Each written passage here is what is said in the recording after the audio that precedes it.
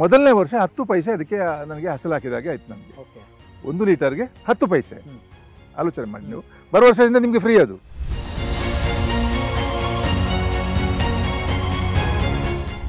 ಎಲ್ಲಿ ಸಿಗುತ್ತೆ ನಿಮಗೆ?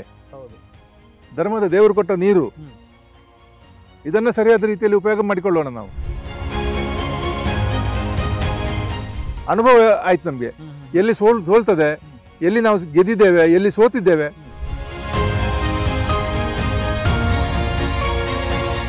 ಕೃಷಿ ಉದ್ದೇಶಕ್ಕಾಗಿ ಇದು ಮಾಡೋದ್ರಿಂದಾಗಿ ಇದಕ್ಕೆ ಸ್ಪೆಷಲ್ ಆದಂತಹ ಪರ್ಮಿಷನ್ ಏನು ತಗೊಳ್ಳುವಂತ ಅಗತ್ಯ ಇಲ್ಲ ಅಂತ ಕಾಣುತ್ತೆ ನನಗೆ. ನಾನು ತಗೊಳ್ಳಿಲ್ಲ.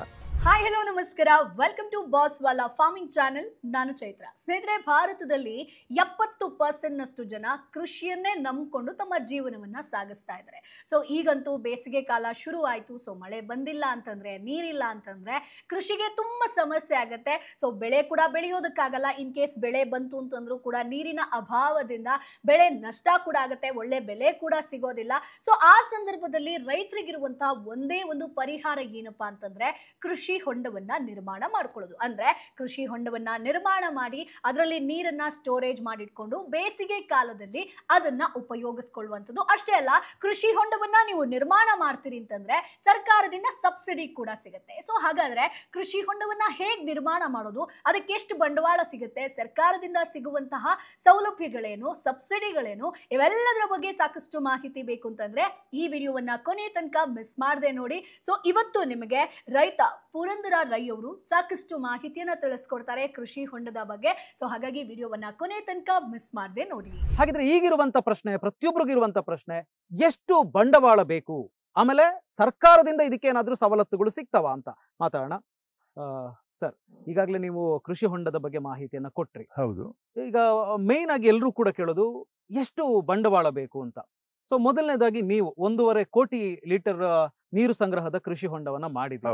ಸೊ ನಿಮಗೆ ಎಷ್ಟು ಖರ್ಚಾಯ್ತು, ನೀವು ಮೊದಲು ಎಷ್ಟು ಬಜೆಟ್ ಅಂತ ಹೇಳಿ ಅಂದಾಜು ಮಾಡಿದ್ರಾಯ್ತು? ಹೌದು ನೋಡಿ ಸರ್, ನಮ್ಗೆ ಈ ಹೊಂಡ ತೆಗಿಬೇಕಿದ್ರೆ 1100 ಗಂಟೆಯ ಕೆಲಸ, 1200 ಗಂಟೆಯ ಕೆಲಸ, ಎಲ್ಲ ಸುತ್ತಮುತ್ತದೆಲ್ಲ ಕೆಲಸ ಆಗೋ ಅಷ್ಟಾಗಿದೆ. ಸಾಧಾರಣ ನನಗೆ 10 ಲಕ್ಷದವರೆಗೆ ನನಗೆ ಅರ್ತ್ ವರ್ಕ್ಗೆ ಬೇಕಾಯ್ತು. JCB. ಹೌದು ಹೌದು ಹೌದು. ಮತ್ತೆ ಅದಕ್ಕೆ ಟರ್ಪಾಲಿನ ಹೊದಿಕೆಗೆ 5 ಲಕ್ಷ ಖರ್ಚಾಗಿದೆ. ಒಂದು 15 ಲಕ್ಷ ರೂಪಾಯಿ ಖರ್ಚಾಗಿದೆ. ಅಂತಂದ್ರೆ ನನಗೆ 1.5 ಕೋಟಿ ನೀರು ಬಂದ್ರೆ 1 ಲೀಟರ್ಗೆ ಮೊದಲನೇ ವರ್ಷ 10 ಪೈಸೆ ಅದಕ್ಕೆ ನನಗೆ ಹಸಲು ಹಾಕಿದಾಗೆ ಆಯ್ತು. ನನಗೆ 1 ಲೀಟರ್ಗೆ 10 ಪೈಸೆ. ಆಲೋಚನೆ ಮಾಡಿ ನೀವು, ಬರೋ ವರ್ಷದಿಂದ ನಿಮ್ಗೆ ಫ್ರೀ ಅದು. ಬರೋ ವರ್ಷದಿಂದ ಫ್ರೀ. ಮತ್ತೆ ಅದಕ್ಕೆ ಆ ಟರ್ಪಾಲಿನ್ಗೆ 5 ವರ್ಷ ಗ್ಯಾರಂಟಿ ಕೊಡ್ತಾರೆ. ಸೊ ಏನಾದ್ರು ಡ್ಯಾಮೇಜ್ ಆದ್ರೆ ಅವರು ಸರಿ ಮಾಡಿಕೊಂಡು ಹೋಗ್ತಾರೆ. ಆಮೇಲೆ ನಿಮ್ಗೆ ಅದನ್ನು ರಿಪೇರ್ ಮಾಡ್ಕೊಳ್ಬೇಕು. ಅಂತೂ ಒಂದು 10 ವರ್ಷದ ಮಟ್ಟಿಗೆ ಆ ಟರ್ಪಾಲಿನ ಗ್ಯಾರಂಟಿ ಇದೆ. ಆಮೇಲೆ 10 ವರ್ಷದ ನಂತರ ನೀವು ಟರ್ಪಾಲಿನ ಬದಲಾವಣೆ ಮಾಡಿಕೊಂಡು ಕೂಡ ನಿಮ್ಗೆ ಇದೆ 5-6 ಲಕ್ಷದ ಒಳಗೆ ಖರ್ಚಾಗುದು. ಹೊಂಡ ಹೇಗೂ ನೀವು ತೆಗ್ದದಿದೆ, ಬೇರೆ ಖರ್ಚು ಇಲ್ಲ. ಸೊ ಕಡಿಮೆ ಖರ್ಚು. ಈಗ ನಾನು ಒಂದು ಬೋರ್ವೆಲ್ ತೆಗೆಸಿದ್ರೆ ನಾನು ಹೇಳಿದೆ ಈಗಾಗಲೇ ನಿಮ್ಗೆ, ಸಾಧಾರಣ 1.5 ಲಕ್ಷ ರೂಪಾಯಿ ನನಗೆ ಖರ್ಚು ಬೀಳ್ತದೆ. ಈಗ ಸಣ್ಣ ಹಿಡುವಳಿದಾರರು 1 ಎಕರೆಯವರ 2 ಎಕರೆಯವರು ಕೂಡ ಬೋರ್ವೆಲ್ಗೆ ಖರ್ಚು ಅಷ್ಟೇ ಬೇಕು. ಬಟ್ ಇಲ್ಲಿ ಅವರ ನೆಸೆಸಿಟಿ ಎಷ್ಟು ಇದೆ, ಅವ್ರಿಗೆ ಎಷ್ಟು ಅಗತ್ಯತೆ ಇದೆ, ಅಷ್ಟೇ ದೊಡ್ಡ ಹೊಂಡ ಮಾಡ್ಕೊಳ್ಬಹುದು. ಸೊ ರೈತರೆ, ನಿಮ್ಮ ಒಂದು ಜಮೀನಲ್ಲಿ ಒಂದು ಕೃಷಿ ಹೊಂಡ ಇತ್ತು ಅಂತಂದ್ರೆ ಸಾಕಷ್ಟು ಸಮಸ್ಯೆಗಳಿಂದ, ನೀರಿನ ಸಮಸ್ಯೆಯಿಂದ ನೀವು ಪಾರಾಗಬಹುದು. ಹಾಗಾದ್ರೆ ಯಾವ ರೀತಿಯಾಗಿ ಕೃಷಿ ಹೊಂಡವನ್ನ ನಿರ್ಮಾಣ ಮಾಡಬೇಕಾಗತ್ತೆ, ಎಷ್ಟು ಅಡಿ ಇರಬೇಕಾಗತ್ತೆ, ಎಷ್ಟು ಅಗಲ ಇರಬೇಕಾಗತ್ತೆ, ಕಾಂಕ್ರೀಟ್ ಆಗಿರ್ಬೋದು, ಅಥವಾ ಸಬ್ಸಿಡಿಯನ್ನ ಹೇಗೆ ಪಡ್ಕೊಳ್ಳೋದು, ನೀರನ್ನ ಯಾವ ರೀತಿಯಾಗಿ ಸ್ಟೋರೇಜ್ ಮಾಡ್ಕೊಳ್ಬೇಕು, ಯಾವ ಸಂದರ್ಭದಲ್ಲಿ ಸ್ಟೋರೇಜ್ ಮಾಡಬೇಕು, ಇವೆಲ್ಲದರ ಬಗ್ಗೆ A to Z ಮಾಹಿತಿ ಬೇಕು ಅಂತಂದ್ರೆ, ಪ್ರಾಕ್ಟಿಕಲ್ ಆಗಿ ಇನ್ಫಾರ್ಮೇಶನ್ ಬೇಕು ಅಂತಂದ್ರೆ ಈಗಲೇ ಬಾಸ್ ವಾಲಾ ಆಪ್ ನ ಡೌನ್ಲೋಡ್ ಮಾಡಿ. ಇಲ್ಲಿ ನಿಮಗೆ ಸುಮಾರು 1 ಗಂಟೆ 20 ನಿಮಿಷದ ಸಂಪೂರ್ಣ ಕೋರ್ಸ್ ಇದೆ. ಇನ್ ಡಿಟೇಲ್ ಆಗಿ ಮಾಹಿತಿ ಸಿಗುತ್ತೆ. ಅಷ್ಟೇ ಅಲ್ಲ, ನೀವು ನೇರವಾಗಿ ಎಕ್ಸ್ಪರ್ಟ್ ಜೊತೆಗೆ ವಿಡಿಯೋ ಕಾಲ್ ಮಾಡೋ ಮುಖಾಂತರ ಕೂಡ ನಿಮ್ಮ ಸಮಸ್ಯೆಯನ್ನ ಇದೀಗ ನೀವು ಪರಿಹಾರ ಮಾಡ್ಕೊಳ್ಬಹುದು, ಜೊತೆಗೆ ಗೈಡೆನ್ಸ್ ಅನ್ನ ಕೂಡ ಪಡ್ಕೊಳ್ಬಹುದು. ಹಾಗಾಗಿ ಮತ್ಯಾಕ್ ತಡ, ಈಗಲೇ ಬಾಸ್ ವಾಲಾ ಆಪ್ ನ ಡೌನ್ಲೋಡ್ ಮಾಡಿ. ಈಗ ನಾನು ಅದನ್ನ ನನ್ನ ಕ್ಯಾಲ್ಕುಲೇಷನ್ಗೆ ಬರ್ತೀನಿ, ಅಂದ್ರೆ ಅರ್ಥ ಆಗುವಾಗ ಜನರಿಗೆ. ಹೌದು. ನೀವು ಈಗ 3/4 ಎಕರೆ ಕೃಷಿ ಹೊಂಡ ಮಾಡಿದಿರಿ. ಇದರಿಂದ 15 ಎಕರೆಗೆ ನೀರು ಸಿಗುತ್ತೆ. 1 ಎಕರೆ ಇರುವಂತವನು ಎಷ್ಟು ದೊಡ್ಡ ಹೊಂಡ ಮಾಡಬೇಕು ಅಂತ ಇದನ್ನೇ ಕ್ಯಾಲ್ಕುಲೇಷನ್ ಮಾಡಿ. ಸುಲಭ. ಈಗ 15 ಎಕರೆಗೆ ನಾನು 3/4 ಎಕರೆಯಲ್ಲಿ ಮಾಡ್ತಾ ಇದ್ದೇನೆ. 1 ಎಕರೆವರೆಗೆ ಸಾಧಾರಣ ನನಗೆ ಒಂದು 10 ರಿಂದ 15 ಸೆಂಟ್ಸ್ ಅಲ್ಲಿ ಜಾಗದಲ್ಲಿ ಈ ಕೃಷಿ ಹೊಂಡ ಮಾಡ್ಕೊಂಡ್ರೆ, ವೇಸ್ಟ್ ಜಾಗದಲ್ಲಿ ಮಾಡಿ, ಎತ್ತರ ಜಾಗದಲ್ಲಿ, ನಿಮ್ಗೆ ಏನು ಉಪಯೋಗ ಇಲ್ಲದಂತಹ ಜಾಗದಲ್ಲಿ ಮಾಡಿ. ಅದನ್ನು ಸರಿಯಾದ ರೀತಿಯಲ್ಲಿ ಮೇಂಟೈನ್ ಮಾಡ್ಕೊಳ್ಳಿ. ಓಕೆ, ನಾನು ಹೇಳಿದ್ನಲ್ಲ 10 ಪೈಸೆ ಪರ್ ಲೀಟರ್ ಎಲ್ಲಿ ಸಿಗುತ್ತೆ ನಿಮಗೆ? ಹೌದು, ಧರ್ಮದ ದೇವರು ಕೊಟ್ಟ ನೀರು, ಇದನ್ನ ಸರಿಯಾದ ರೀತಿಯಲ್ಲಿ ಉಪಯೋಗ ಮಾಡಿಕೊಳ್ಳೋಣ ನಾವು. ಇದು ನೋಡಿ, ಮಳೆ ನೀರು, ನಮ್ಮ ದಕ್ಷಿಣ ಕನ್ನಡದ ನೀರು ಹೆಚ್ಚಾಗಿ ಹರಿದು ಹೋದು ಹೊಳೆಗೆ ಸೇರಿ ಮತ್ತೆ ಸಮುದ್ರಕ್ಕೆ ಸೇರುವಂತದ್ದು, ಉಪಯೋಗ ಆಗೋದಿಲ್ಲ. ಇಲ್ಲಿ ಡ್ಯಾಮ್ ಇಲ್ಲ. ಅಂತ ಸಂದರ್ಭದಲ್ಲಿ ನೋಡಿ, ಈಗ ಸಾಧಾರಣ ಅಕ್ಟೋಬರ್ನ ತನಕ ಮಳೆ ಬರ್ತದೆ. 1 ತಿಂಗಳು ಮಳೆ ನೀರು ಸಾಧಾರಣ ಭೂಮಿಯಲ್ಲಿ ಅದರ ಪಸೆ ಇರ್ತದೆ, ನೀರು ಬೇಕಾಗುದಿಲ್ಲ. ನವೆಂಬರ್ನಿಂದ ನೀರು ಹಾಕ್ಲಿಕ್ಕೆ ಶುರು ಮಾಡ್ಬೇಕು, ಇರಿಗೇಷನ್ ಸ್ಟಾರ್ಟ್ ಮಾಡ್ಬೇಕು, ಮೇವರೆಗೆ ಮಾಡ್ಬೇಕು. ನೀವು ಅಷ್ಟು ಸಮಯ ನೀವು ಈ ನೀರನ್ನು ಉಪಯೋಗ ಮಾಡ್ಲಿಕ್ಕೆ ಆಗುತ್ತಲ್ಲ ನಿಮ್ಗೆ? ನಿಮ್ಗೆ ಎಷ್ಟು ಅಗತ್ಯತೆ ಉಂಟು ಅಷ್ಟು ದೊಡ್ಡದು ಮಾಡಿ. ಅದೇ ಅದು ಕರೆಕ್ಟ್. ಅಂದ್ರೆ ಈಗ ನೀವು 15 ಎಕರೆಗೆ 1.5 ಕೋಟಿ ಲೀಟರ್, ಹೌದು, ಅದೇ ತರ 1 ಎಕರೆಗೆ ಎಷ್ಟು ಬೇಕು ಅಂತ ಹೇಳಿ ನೋಡ್ಕೊಂಡು ಅದಕ್ಕೆ ಬೇಕಾದಷ್ಟು ನೀವು ಮಾಡಿ ಕ್ಯಾಲ್ಕುಲೇಷನ್ ಮಾಡಿ. ಯಾಕಂದ್ರೆ ನಾವೆಲ್ಲ ಆರ್ಥಿಕ ಬೆಳೆಯನ್ನ ಬೆಳೆಯುವಾಗ ಕ್ಯಾಲ್ಕುಲೇಷನ್ ಮಾಡಿಯೇ ನಾವು ಹೋಗ್ಬೇಕು. ನಾನು ಗದ್ದೆ ಮಾಡ್ತಾ ಇದ್ದೇನೆ, 1 ಎಕರೆ ಗದ್ದೆ ಮಾಡ್ತಾ ಇದ್ದೇನೆ ನಮ್ಗೆ ಮನೆಯಲ್ಲಿ ಊಟ ಮಾಡ್ಲಿಕ್ಕೆ. ಅದರಲ್ಲಿ ನಾನು ಕ್ಯಾಲ್ಕುಲೇಷನ್ ಮಾಡುದಿಲ್ಲ. ನಾನು ನೋಡುದೇನಂತಂದ್ರೆ ಸಾವಯವದಲ್ಲಿ ಮಾಡುವುದು. ನಮ್ಗೆ ನಮ್ಮ ಆರೋಗ್ಯಕ್ಕೆ ಮುಖ್ಯವಾಗಿ ಅದು ಬೇಕಾಗ್ತದೆ. ಒಳ್ಳೆ ಅಕ್ಕಿ, ಯಾವುದೇ ನಿಮ್ಮ ಕೆಮಿಕಲ್ಸ್ ಮಿಕ್ಸ್ ಆಗದೇ ಇರುವಂತದ್ದನ್ನ. ಅಲ್ಲಿ ನಾನು ದುಡ್ಡಿನ ಲೆಕ್ಕಾಚಾರ ಮಾಡ್ಲಿಕ್ಕೆ ಆಗುದಿಲ್ಲ. ಬಟ್ ಇಲ್ಲಿ ಆರ್ಥಿಕ ಬೆಳೆ ಬರುವಾಗ ನಮ್ಗೆ ಇದನ್ನು ನಾವು ಕ್ಯಾಲ್ಕುಲೇಷನ್ ಅಲ್ಲೇ ಮಾಡ್ಬೇಕು. ಇದು ನನ್ನ ಯೋಚನೆ. ನೀವು ಹೇಳಿದಂಗೆ ಲೆಕ್ಕ ಹಾಕ್ಬೋದು. ಅಂದ್ರೆ ಎಷ್ಟು ಬೆಳೆ ಇದೆ ಅಂತ ನೋಡ್ಕೊಂಡು ಆ ಬೆಳೆಗೆ ಎಷ್ಟು ನೀರು ಬೇಕಾಗ್ಬೋದು ಅಂತ ಹೇಳಿ ರೈತರು ಕ್ಯಾಲ್ಕುಲೇಷನ್ ಹಾಕಿ. ಈಗ ನೋಡಿ, ಇದು ಈ ವರ್ಷ, ಈಗ ಬರುವ ವರ್ಷದಿಂದ ಫ್ರೀ ಅಂತ ಹೇಳಿದೆ ನಾನು. ಈ ವರ್ಷ ಮಾತ್ರ ನನಗೆ ಈ 10 ಪೈಸೆ 1 ಲೀಟರ್ಗೆ ಬೀಳುದು. 10 ಪೈಸೆ ಬಿದ್ರು ಕೂಡ ಎಷ್ಟಾಯ್ತು ಲೆಕ್ಕ ಮಾಡಿ? 80 ಪೈಸೆ ಒಂದು ಗಿಡಕ್ಕೆ ಪರ್ ಡೇ ನೀರು. 8 ಲೀಟರ್ ನೀರು ಹೋಗುದು ನಮ್ಗೆ. ಹಾಗೆ ಲೆಕ್ಕಾಚಾರ ಹಾಕಿದ್ರೆ ಇದು ದೊಡ್ಡ ಬಂಡವಾಳ ಅಂತ ಅನಿಸೋದಿಲ್ಲ. ಮತ್ತೆ ನಮಗೆ ಸರ್ಕಾರದ ಕಡೆಯಿಂದಲೂ ಕೂಡ ಇದಕ್ಕೆ ಬೇಕಾದಂತಹ ಸಹಕಾರವನ್ನು ಕೊಡ್ತಾರೆ. ಈ ಕೃಷಿ ಹೊಂಡಕ್ಕೆ ಏನೇನು ನೋಡಿ, ಕೃಷಿ ಹೊಂಡಕ್ಕೆ ನನಗೆ ಆ ಮೇಡಮ್, ನಮ್ ಪಾಪ ಒಳ್ಳೆಯವರವರು, ನನಗೆ ಇದ್ರ ಬಗ್ಗೆ ಐಡಿಯಾ ಇರಲಿಲ್ಲ. ನಾನು ಸ್ವಲ್ಪ ಲೇಟ್ ಆಗಿ ಹೋಗಿದ್ದೆ. ಆದ್ರೂ ಕೂಡ ನನಗೆ ಏಪ್ರಿಲ್ ಫಸ್ಟ್ ವೀಕ್ ಅಲ್ಲಿ ಬಂದು ಅವರು ರಿಜಿಸ್ಟ್ರೇಷನ್ ಮಾಡಿಸಿ, ಆವಾಗ ನನ್ನ ಲೆಕ್ಕಾಚಾರ ಇಷ್ಟು ಇರಲಿಲ್ಲ.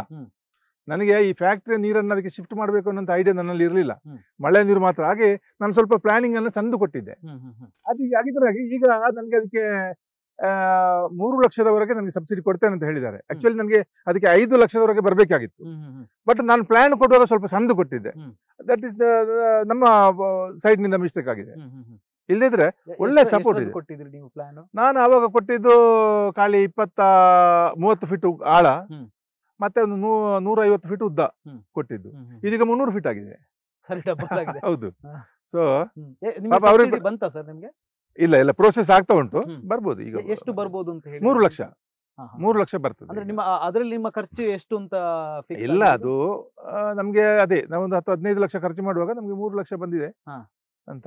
ಅಲ್ಲ, ಇದಕ್ಕೆ 5 ಲಕ್ಷ ಬರ್ಬೋದಿತ್ತು. 3ನೇ 1 ಅಂಶ ಬರ್ತದೆ. 3ನೇ 1 ಅಂಶ ಬರ್ಬೋದು ನಮ್ಮ ಇನ್ವೆಸ್ಟ್ ಮಾಡಿದ್ದು. ಬಟ್ ನಾನು ಅದರ ಲೆಕ್ಕಾಚಾರ ಕೊಡುವಾಗ ನಾನು ತಪ್ಪಿದ್ದೇನೆ. ಅದೇ ನಾನು ಹೇಳೋದು. ಈಗ ನಿಮ್ಮಂತವ್ರು ಬರುವಾಗ ನಾವು ಅದನ್ನೇ ಹೇಳ್ತಾ ಇರೋದು. ಏನಂತಂದ್ರೆ ನಮ್ಗೆ ಒಳ್ಳೆಯ ಅನುಭವ ಆಯ್ತು. ನಮ್ಗೆ ಎಲ್ಲಿ ಸೋಲ್ತದೆ, ಎಲ್ಲಿ ನಾವು ಗೆದ್ದಿದ್ದೇವೆ, ಎಲ್ಲಿ ಸೋತಿದ್ದೇವೆ. ನಾವು ಸೋತದನ್ನ ನಮ್ಗೆ ನಿಮ್ಮ ಈಗ ಇಲ್ಲಿ ಮೂಡುಬಿದ್ರೆಯಲ್ಲಿ ಒಬ್ರು ಮಾಡ್ತಾ ಇದ್ದಾರೆ. ಇದನ್ನು ಬಂದು ನೋಡಿ 2-3 ಸಾರಿ ಬಂದ್ರು ಇಲ್ಲಿ ನೋಡಿ. ಈಗ ಅವ್ರು ಮಾಡ್ತಾ ಇದ್ದಾರೆ. ಅವ್ರಿಗೆ ಹೇಳಿದೆ ನಾನು, ನನ್ನಲ್ಲಿ ಏನೆಲ್ಲ ಮಿಸ್ಟೇಕ್ ಆಗಿದೆ ಆ ಮಿಸ್ಟೇಕ್ ಅನ್ನು ಸರಿ ಮಾಡಿಸ್ಕೊಳ್ಳಿಕ್ಕೆ ಅವ್ರಿಗೆ ಹೇಳಿದೆ ನಾನು. ಯಾವ್ದೆಲ್ಲ ಅಂತ ಹೇಳ್ಬೋದಾ? ಹೇಳ್ಬೋದು, ಖಂಡಿತ ಹೇಳ್ಬೋದು. ಒಂದು ನೋಡಿ, ನಾನು ಮೊದಲು ಏನ್ ಮಾಡ್ಬೇಕಂದ್ರೆ ವಾಟರ್ ಲೆವೆಲ್ ಅಲ್ಲಿ ಸಮತಟ್ಟು ಮಾಡ್ಬೇಕು ನೆಲವನ್ನ. ಇಲ್ಲದೆ ಇದ್ರೆ ಫಿಲ್ಲಿಂಗ್ ನೋಡಿ, ನನಗೆ ಆ ಸೈಡ್ ಅಲ್ಲಿ ಫಿಲ್ಲಿಂಗ್ ಸ್ವಲ್ಪ ಜಾಸ್ತಿ ಆಯ್ತು, ಸ್ವಲ್ಪ ರಿಸ್ಕಿ. ಬಟ್ ನಾನು ಅದನ್ನು ಬೇಕಾದಷ್ಟು ಅದಕ್ಕೆ ದಪ್ಪ ಮಾಡಿಬಿಟ್ಟು ಮಾಡಿದ್ದೇನೆ. ಆದ್ರೂ ಕೂಡ ರಿಸ್ಕಿ ಅದು. ಸೊ ಅದನ್ನ ಸರಿ ಮಾಡಿಕೊಳ್ಬಹುದು. ಮತ್ತೆ ಇದು ನೋಡಿ, ಈ ಲೆಕ್ಕಾಚಾರ ಎಲ್ಲ ಕೊಡುವಾಗ ನಮ್ಮ ತೋಟಗಾರಿಕಾ ಇಲಾಖೆಯವರಿಗೆ ಲೆಕ್ಕಾಚಾರ ಕೊಡುವಾಗ ಎಲ್ಲ ತಪ್ಪಿ ಬೀಳ್ತೇವೆ ನಾವು. ತಪ್ಪಿದ್ರೆ ಇಲ್ಲಿ ಕಡಿಮೆ ಆಗ್ತದೆ, ನಮಗೆ ಕಡಿಮೆ ಬರುವಂತದ್ದು ಸವಲತ್ತುಗಳು ಕಡಿಮೆ ಆಗ್ತದೆ. ಹೀಗೆಲ್ಲ ಇದೆ. ಇದನ್ನೆಲ್ಲ ಸರಿ ಮಾಡ್ಕೊಳ್ಬಹುದು. ಮತ್ತೆ ನಿಮ್ಗೆ ಫೈನಾನ್ಷಿಯಲ್ ಸಪೋರ್ಟ್ ಯಾವ ರೀತಿಯಲ್ಲಿ ನೀವು ಬೋರ್ವೆಲ್ ತೆಗಿತೀರಿ, ಅದೇ ರೀತಿ ಇದಕ್ಕೂ ಕೂಡ ನೀವು ಸಹಕಾರಿ ಸಂಘಗಳಿವೆ, ಬ್ಯಾಂಕ್ಗಳಿವೆ, ಕಮರ್ಷಿಯಲ್ ಬ್ಯಾಂಕ್ಸ್ ಇವೆ, ನಿಮ್ಗೆ ಖಂಡಿತ ಸಪೋರ್ಟ್ ಮಾಡ್ತಾರೆ.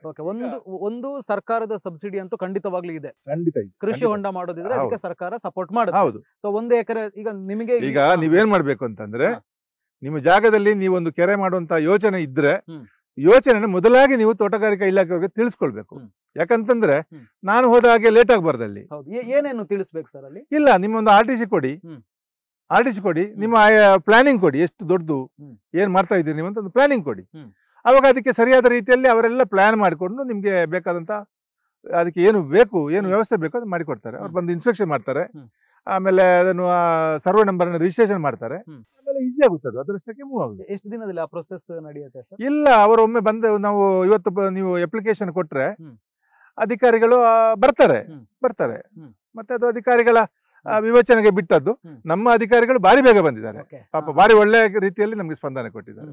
ಅಲ್ಲ, ಕೃಷಿಕರು ಅಂತ ಹೇಳಿದ್ರೆ ಅಧಿಕಾರಿಗಳು ಖಂಡಿತ ಮಾಡ್ತಾರೆ, ಸ್ಪಂದಿಸ್ಬೋದು. ಖಂಡಿತ ಆಮೇಲೆ ಖಂಡಿತ. ಈಗ ಸಣ್ಣ ಪುಟ್ಟ ರೈತರು ಕೂಡ 1 ಎಕರೆನೋ 1/2 ಎಕರೆ ಇರುವಂತವ್ರು ಕೂಡ ಅಥವಾ 5 ಎಕರೆ ಇರುವಂತವ್ರು ಕೂಡ ಕೃಷಿ ಹೊಂಡ ಮಾಡ್ಬೇಕು ಅಂತ ಹೇಳಿದಾಗ ನೀವು ಹೇಳಿದಂಗೆ ಫಸ್ಟ್ ಒಂದು ಪ್ಲಾನ್ ಮಾಡಿ ಅಧಿಕಾರಿಗಳನ್ನ ಅಪ್ರೋಚ್ ಆಗಿ ಹೌದು ಒಂದು RTC ಕೊಟ್ಟು ಹೌದು ನಾವು ಇಷ್ಟು ಇದರಲ್ಲಿ ಒಂದು ಮಾಡಬೇಕು ಅಂತ ಹೇಳಿ ಹೇಳಿದ್ರೆ ಸರ್ಕಾರದಿಂದ ಬರುವಂತ ಸಬ್ಸಿಡಿ ಬಗ್ಗೆಯೂ ಕೂಡ ಅವರು ಮಾಹಿತಿಯನ್ನ ಹೌದು, ಕೊಡ್ತಾರೆ. ಹೌದು. ಎರಡನೇದು ಬ್ಯಾಂಕ್ಗಳಿಂದ ಸಾಲ ಸೌಲಭ್ಯ ಅಂತ ಹೇಳಿ ಬಂದಾಗ Yes. ನೀವು ಅದೇ ಹೇಳ್ತಾ ಇದ್ದೀರಿ, ಹೌದು, ಸಹಕಾರಿ ಸಂಘಗಳು ಅಥವಾ ಬೇರೆ ಬೇರೆ ಬ್ಯಾಂಕ್ ಇಂದ ಕೂಡ Commercial ಅಪ್ರೋಚ್ banks. ಮಾಡಬಹುದು. ಖಂಡಿತ ಮಾಡ್ಬೋದು. ಸೊ ಅದಾದ್ಮೇಲೆ ಬೇರೆ ಸರ್ಕಾರದ ಸವಲತ್ತುಗಳು ಅಂತ ಹೇಳಿ ಏನಾದ್ರು ಇದೆಯಾ? ಬೇರೆ ಸವಲತ್ತುಗಳಂತ ನಾನು ಯಾವ್ದಕ್ಕೂ ಹೋಗ್ಲಿಲ್ಲ. ಬೇರೆ ಹಾ. ಈ ತೋಟಗಾರಿಕಾ ಇಲಾಖೆಯಲ್ಲಿ ಹೋದ್ರೆ ನೋಡಿ ಸವಲತ್ತುಗಳು ಇದೆ. ಈ ಉದ್ಯೋಗ ಖಾತ್ರಿ ಯೋಜನೆ ನೋಡಿ, ಉದ್ಯೋಗ ಖಾತರಿಯಲ್ಲಿ ಪಂಚಾಯತ್ನಲ್ಲಿ ಬೇಕಾದಷ್ಟು ವ್ಯವಸ್ಥೆ ಇದೆ, ಅದರಲ್ಲಿ ಮಾಡಿಕೊಳ್ಬಹುದು. ಆಮೇಲೆ ನಿಮ್ಗೆ ಆ ಕೃಷಿ ಮಾಡುವಾಗ ಬೇರೆ ಬೇರೆ ರೀತಿಯ ಕೃಷಿ ಮಾಡ್ತೀರಿ ನೀವು. ಈಗ ನೀವು ಹಣ್ಣಿನ ಗಿಡ, ರಂಬೂಟಾನ್ ಅಂತ ಗಿಡ ಹಾಕಿದ್ರೆ ಅದಕ್ಕೆ ತೋಟಗಾರಿಕೆ ಇಲಾಖೆಯಿಂದ ಸಬ್ಸಿಡಿ ಕೊಡ್ತಾರೆ. ಬಾಳೆ ಗಿಡ ಹಾಕಿ ಅದಕ್ಕೆ ಕೊಡ್ತಾರೆ. ಡ್ರಿಪ್ ಇರಿಗೇಷನ್ ಹಾಕಿ ಆ ಡ್ರಿಪ್ ಅಲ್ಲಿ ಕೊಡ್ತಾರೆ ನಿಮ್ಗೆ, ಅದಕ್ಕೆ ಎಲ್ಲ ಕೊಡ್ತಾರೆ. ಸವಲತ್ತುಗಳು ಬೇಕಾದಷ್ಟಿದೆ, ಬೇಕಾದಷ್ಟು ಸವಲತ್ತುಗಳಿವೆ.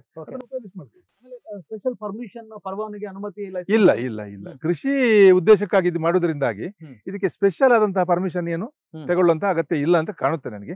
ನಾನು ತಗೊಳ್ಳಿಲ್ಲ, ನಾನಂತೂ ತಗೊಳ್ಳಿಲ್ಲ. ಆಮೇಲೆ ಕಮರ್ಷಿಯಲ್ ಆಗಿ ಉಪಯೋಗ ಮಾಡಿದ್ರೆ ಬೇಕಾದಿತ್ತು. ಈ ಒಂದು ವಿಡಿಯೋ ನಿಮ್ಗೆ ಯೂಸ್ಫುಲ್ ಆಗಿರುತ್ತೆ ಅಂತ ಅನ್ಕೊಳ್ತೀನಿ. ಮುಂದಿನ ವಿಡಿಯೋದಲ್ಲಿ ಮತ್ತಷ್ಟು ಕೃಷಿ ಐಡಿಯಾ ಜೊತೆ ಮತ್ತಷ್ಟು ಮಾಹಿತಿ ಜೊತೆ ನಾನು ನಿಮ್ಮ ಮುಂದೆ ಹಾಜರಿರ್ತೀನಿ. ಅಲ್ಲಿವರೆಗೂ bye bye. Boss Wala, be the boss.